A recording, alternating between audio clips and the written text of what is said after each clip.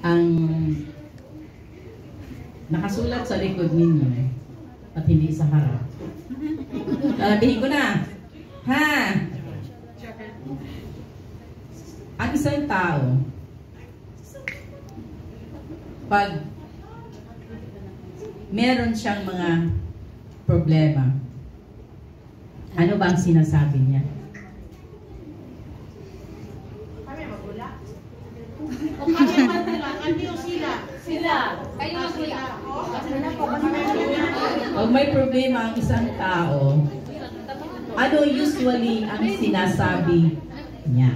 Kasi lang, kaysa para fair, magbato-batupik mo na makaisa. Then kung sino yung mauna, kung sino yung manalo, siya yung una magsasagot. Then alternate hanggang sa makaano ng right answer. Sige. Bato-batupik. Ako ang magsagot. Sige, ikaw una magsagot, sister. Ano ba sasabihin? Pag stress daw ang isang tao, ano daw ang sinasabi? Or parang something... Something na makapaluwag ng puso niya. Ay, sa akin. Mag-base ako sa sarili ko. Sinasabi ko, Allahu Akbar. Next, umalis. La ilaha illallah.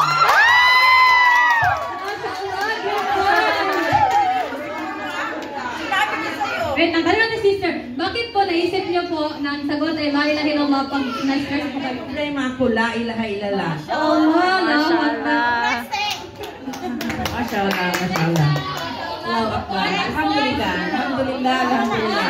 Kasi pag sanay ka talaga, pag sanay ka,